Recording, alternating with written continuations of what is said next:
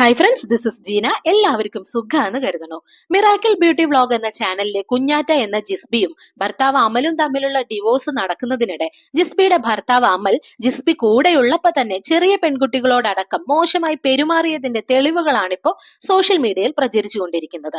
പലതവണ ക്ഷമിച്ചിട്ടും അമൽ തന്റെ വൃത്തികേടുകൾ തുടർന്നു പോന്നത് കാരണം ബന്ധം ഉപേക്ഷിക്കാൻ തീരുമാനിച്ച കുഞ്ഞാറ്റ എന്ന ജിസ്ബിക്കെതിരെ അമൽ പ്രകോപനപരമായി വീഡിയോകൾ ചെയ്തതോടെയാണ് അമലിന്റെ വൃത്തികെട്ട പല ചാറ്റുകളും വോയിസുകളും ഇപ്പോൾ പബ്ലിക് ആയിട്ടുള്ളത്. കുറച്ചു വർഷങ്ങൾക്ക് മുമ്പ് 8ാം ക്ലാസ്സിൽ പഠിച്ചിരുന്ന ഒരു പെൺകുട്ടിക്ക് അമൽ അയച്ച ചാറ്റുകളുടെ ചില ഭാഗങ്ങളാണിത്. ആ ചാറ്റില്, ആടാ മോം പ്രോമിസ്, ഞാൻ ആർക്കും ഇങ്ങനെ അയക്കാറില്ല. എടാ സീരിയസ്ലി ഒന്നുമില്ലടാ. മൈ ഡിക്കമ്മായി 9 ഇഞ്ച് ലെങ്ത് ഉണ്ട് ആൻഡ് ബെസ്റ്റ് ലെഫ്റ്റ് കർവ. ആ പെണ്ണെ, അപ്പൊ ഇപ്പുറത്തെ 8ാം ക്ലാസ്സുകാരി, ഓഹോ എനിക്ക് ചാറ്റ് ചെയ്യണം. അപ്പൊ 8ാം ക്ലാസ്സുകാരി, ഓക്കേ. പിന്നെ ഇളിക്കുന്ന ഒരു ഇമോജി ഇട്ടിട്ടുണ്ട്. എനിക്ക് നിന്നെ സുഖം തരണം. അപ്പൊ 8ാം ക്ലാസ്സുകാരി, അയ്യടാ എന്നുള്ള കുരങ്ങന്റെ ഈ മുഖമൊക്കെ പൊത്തിയിട്ടുള്ള ഒരു ഇമോജി ഉണ്ടല്ലോ, അത് ഇട്ടിട്ടുണ്ട്. I just make you happy. എന്നാ പെണ്ണ് 8ാം ക്ലാസ്സുകാരിയാണെ, നത്തിങ്. പിന്നെ അയ്യടാ എന്നുള്ള ആ കുരങ്ങന്റെ ഒരു ഇമോജി ഇട്ടിട്ടുണ്ട്, ഓടിക്കോ എന്നുള്ള ഒരു ചിഹ്നം ഇട്ടിട്ടുണ്ട്. അപ്പൊ അടുത്ത ഇച്ചായൻ, can you show me full. പിന്നെ അതിന്റെ ബാക്കി ഡീറ്റെയിൽസ് എന്താണെന്നൊന്നും കാണിച്ചിട്ടില്ല, ഇത്രേ കാണിച്ചിട്ടുള്ളൂ. അപ്പൊ 8ാം ക്ലാസ്സിൽ പഠിക്കുന്ന ഒരു പെൺകുട്ടി അമല് ചാറ്റ് ചെയ്തപ്പോ തിരിച്ച് അവൻ അയച്ച മെസ്സേജസ് ആണിത്. അത്യാവശ്യം നല്ല രീതിക്ക് തന്നെ ഒരുത്തൻ വൃത്തികേടുകൾ പറഞ്ഞിട്ടും ആ പെൺകുട്ടി പ്രത്യേകിച്ച് ഒരു എതിർപ്പൊന്നും പ്രകടിപ്പിക്കാതെ അവന് കൂടുതൽ കൂടുതൽ വൃത്തികേടുകൾ പറയാൻ വേണ്ടിയിട്ട് സൗകര്യം ഒരുക്കി കൊടുക്കുകയാണ് ചെയ്തതെന്നാണ് എനിക്ക് തോന്നുന്നത്. കാരണം ഒരു വൃത്തികെട്ട രീതിക്കുള്ള ഒരു ചാറ്റ് വരുമ്പോ നമ്മൾ എന്താ ചെയ്യുക? താല്പര്യമില്ല എന്നാണെങ്കിൽ നമ്മൾ എന്ത് ചെയ്യും? അതിൻ്റെ അകത്ത് അങ്ങ് ഒഴിവാവാൻ നോക്കും എങ്ങനെയെങ്കിലും, അല്ലെ? അല്ലാണ്ട് ഓഹോ പിന്നെ ചിരിക്കുന്ന ഇമോജി ഇതൊക്കെ ഇട്ടിട്ട് മെല്ലെ മെല്ലെ എൻകറേജ് ചെയ്ത് കൊടുക്കുകയാണോ? ഇതിപ്പോ അവൻ അത്യാവശ്യം വൃത്തികേടുകൾ പറയാൻ എൻകറേജ് ചെയ്യിപ്പിച്ചിട്ട് ഈ പെൺകുട്ടി നല്ല പിള്ള ചമയുന്നതായിട്ടാണ് എനിക്ക് തോന്നിയിട്ടുള്ളത്. അല്ലാതെ 8ാം ക്ലാസ്സിൽ പഠിക്കുന്ന ഒരു കുട്ടിയോട് അവൻ അവന്റെ പ്രൈവറ്റ് പാർട്ടിനെയൊക്കെ പറ്റി പറയുമ്പോൾ നോർമലി അത് അറിയാത്ത കുട്ടിയാണെങ്കിൽ ഓഹോ എന്നൊക്കെ പറഞ്ഞ് ചിരിക്കുന്ന ഇമോജി ഒക്കെ ഇട്ട് കൊടുക്കുമെന്ന് എനിക്കറിയില്ല. എന്തായാലും അന്നത്തെ ആ 8ാം ക്ലാസ്സുകാരിയുടെ ഒരു ലേറ്റസ്റ്റ് വോയിസും കൂടി വന്നിട്ടുണ്ട്, ഈ ഇച്ചായനെതിരെ ഈ കുട്ടി പറയുന്നത്. നമുക്ക് അതെന്താണെന്നും കൂടി ഒന്ന് കേൾക്കാം. ആക്ച്വലി നിങ്ങളുടെ സബ്സ്ക്രൈബർ ആയിരുന്നു. പണ്ട് അങ്ങനെ കുറെ വീഡിയോസ് ഒക്കെ കാണുമായിരുന്നു, ട്രിപ്പ് ഒക്കെ പോകുന്നത്. അപ്പൊ അങ്ങനെ ഫോളോ ചെയ്തു. അപ്പൊ പുള്ളി ഒരു ദിവസം 9+ മെസ്സേജ് അയച്ചു. അപ്പൊ നമുക്ക് യൂട്യൂബിലൊക്കെ ഉള്ള മെസ്സേജ് അയക്കാൻ നമുക്ക് ഭയങ്കര എക്സൈറ്റഡ് ആയിരുന്നല്ലോ. അങ്ങനെ റിപ്ലൈ കൊടുത്തു. അപ്പം നിങ്ങൾ മീൻസ് പ്രഗ്നന്റ് ആയിരുന്നു, 9 മാസമായിട്ട് പ്രഗ്നന്റ് ആയിരുന്നു. ആ സമയത്ത് ഇങ്ങനെ മെസ്സേജ് അയച്ചു. അപ്പൊന്ന് വെച്ചാല് ഒന്നാമത് 14 വയസ്സുള്ളൂ. അത് ഇതിങ്ങനൊന്നും അനുഭവം ഉണ്ടായിട്ടില്ല. എന്തൊക്കെയോ പറഞ്ഞു, അത് എന്താണെന്നൊരു മനസ്സിൽ ഭയങ്കര ഫ്ലേർട്ട് ചെയ്യുന്ന രീതി മെസ്സേജ് അയച്ചു. പിന്നെ അയച്ചത് ഫുള്ള് ന്യൂഡ്സ്, പുള്ളിന്റെ ന്യൂഡ്സ് അയച്ചു. ആകെ ഷോക്കായിട്ട് എന്താ ചെയ്യേണ്ടതെന്ന് അറിയാണ്ട് സ്റ്റക്ക് ആയിപ്പോയി. കാരണം ഒരിക്കലും ഫേക്ക് അക്കൗണ്ട് ആണെന്ന് നോക്കിയപ്പോൾ മെയിൻ അക്കൗണ്ട്.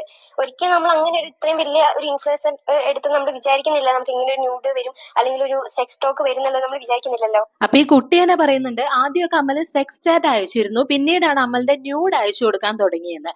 ഈ കുട്ടിക്ക് താല്പര്യമില്ലായിരുന്നെങ്കിൽ അവൻ ആദ്യം സെക്സ് ചാറ്റിന് ശ്രമിച്ചപ്പോഴേ അവൾക്ക് ആ ചാറ്റ് ക്വിറ്റ് ചെയ്യായിരുന്നില്ലേ? അല്ലാതെ ഓരോ വൃത്തികേടുകൾ അയക്കുമ്പോ ഓഹോ ആഹാ എന്നൊക്കെ പറഞ്ഞിട്ടും പിന്നെ ചിരിക്കുന്ന ഇമോജി ഒക്കെ ഇട്ട് അവന് ന്യൂഡ് അയക്കുന്നത് വരെ കാത്തിരിക്കണമായിരുന്നോ? ആ കുട്ടിയുടെ വോയിസിന്റെ ബാക്കി കുറച്ച് ഭാഗങ്ങളും കൂടി നമുക്ക് എന്തായാലും കേൾക്കാം. നിങ്ങൾ ട്രിപ്പ് പോയപ്പോ വയനാട്ടിലൊരു ചേട്ടനുണ്ടായിരുന്നു, ഏതൊരുപ്പെന്ന് പറഞ്ഞില്ലേ? ആ പുള്ളീന്റെ ഇങ്ങനെ മെൻഷൻ ഒക്കെ ആ സമയത്ത് കണ്ടിട്ട് ആ പുള്ളിക്ക് മെസ്സേജ് അയച്ച് പുള്ളീന്റെ നമ്പർ വാങ്ങി ബ്രദറിനെ കൊണ്ടാ വിളിപ്പിച്ച് കഴിഞ്ഞപ്പോ പുള്ളി ഫുള്ള് എന്തൊക്കെയോ പറയും. ഞങ്ങൾ പറഞ്ഞു ഞങ്ങൾ സ്റ്റോറി വെക്കും അല്ലെങ്കിൽ ചേച്ചിനോട് പറയും നല്ല രീതിയിൽ പറഞ്ഞപ്പോ പറഞ്ഞു പറയരുത്, പ്രഗ്നന്റ് ആണ്. അതായത് ചേച്ചി ഡെലിവറി ആവാനായി, എനിക്കൊന്ന് 8-9 മാസം. അവളെ എന്നെ ഓർത്തിട്ട് ഇതാക്കണ്ട, അവളത് കുറേ സോറി പറഞ്ഞു. 14 വയസ്സ്. അപ്പൊ ബ്രദറോട് 14 വയസ്സുള്ള കുട്ടിയോടാണ് നീ കഴപ്പത്തരം കാണിച്ചത്, നിങ്ങൾ വെറുതെ വിടില്ല, ഇത്രയും വലിയ ലെവലിൽ നിൽക്കുന്നത് നീയെല്ലാം നിന്നെ എത്രത്തോളം നാറ്റിക്കാൻ പറ്റും ഞങ്ങൾ കാണിച്ചു തരാന്ന് പറഞ്ഞിട്ട് പുള്ളി ഇങ്ങനെ എന്നെ ഓർത്തതാക്കില്ല, കുഞ്ഞാറ്റേനെ ഓർത്തെങ്കിൽ നിങ്ങൾ ചെയ്യല്ലേ, ഒന്നല്ലെങ്കിൽ അവളൊരു ഗർഭിണിയല്ല, അങ്ങനെ എന്തൊക്കെയോ പറഞ്ഞു. എന്നിട്ട് പറഞ്ഞു പുള്ളി പറഞ്ഞു എന്തൊരു കല്യാണത്തിന് സമയമാട്ടോ നിങ്ങളുടെ. അപ്പൊ അന്നത്തെ 8ാം ക്ലാസ്സുകാരി ബ്രദറിനെ കൊണ്ടൊക്കെ വിളിപ്പിച്ചിട്ട് അമലിനോട് സംസാരിച്ചിരുന്നു. പിന്നെ 14 വയസ്സുള്ള കുട്ടീനോടാണോ നിന്റെ കഴപ്പ് തീർക്കണെന്നൊക്കെ ബ്രദർ ചോദിച്ചു എന്നൊക്കെ പറയുന്നുണ്ട്. പിന്നെ ചാറ്റ് പബ്ലിക് അത് നിങ്ങൾ കേട്ടിരുന്നല്ലോ എല്ലാ കാര്യങ്ങളും. അപ്പൊ ഇത്രയും ഒരു ബോധമുള്ള അവെയർ ആയിട്ടുള്ള ഒരു കുട്ടി എന്തിന് അവന്റെ പിന്നെ സെക്സ് ചാറ്റ് തുടങ്ങി പിന്നെ അവൻ ന്യൂഡ് അയക്കാൻ തുടങ്ങുന്നവരെ കാത്തിരുന്നു എന്നുള്ളതാണ് എന്റെ ഒരു സംശയം. പോട്ടെ, ഇനിയിപ്പോ അന്ന് 8ാം ക്ലാസ്സിൽ പഠിക്കുന്ന ഒരു കുട്ടിക്ക് ചിലപ്പോൾ അതിനുള്ള ധൈര്യം ഉണ്ടായിരിക്കില്ല. ചിലപ്പോൾ ഇവരുടെ ചാറ്റുകൾ ഇവരുടെ ബ്രദർ, ഈ കുട്ടിയുടെ ബ്രദർ പൊക്കിയപ്പോ ഇനി നേരെ തിരിഞ്ഞതാണോ എന്ന് അറിഞ്ഞൂടാ. എന്തായാലും പോട്ടെ.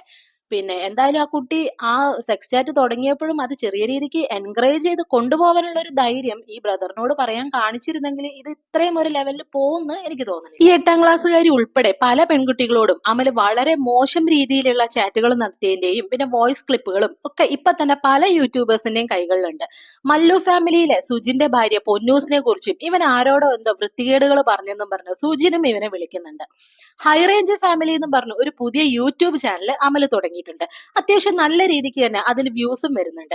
ഇനിയും കുഞ്ഞാറ്റയെ ഓരോന്ന് പറഞ്ഞ് പ്രകോപിപ്പിക്കാതെ അവളെ അവളുടെ വഴിക്ക് വിട്ടിട്ട് അമല് ആ ചാനലും കൊണ്ട് ജീവിക്കുന്നതായിരിക്കും നന്നാവുക. കൂടുതൽ നല്ല വെള്ള ചമയാൻ ശ്രമിക്കും തോറും അമലിന്റെ നാറ്റകഥകൾ ഓരോന്നോരോന്നായി പുറത്തു വന്നുകൊണ്ടിരിക്കുകയാണ്. അമലിന്റെ ഒരു വീഡിയോയിൽ അവൻ തന്നെ പറയുന്നുണ്ട് അവൻ വൈദികനാവാൻ പോവാനിരുന്നതാണെന്ന്.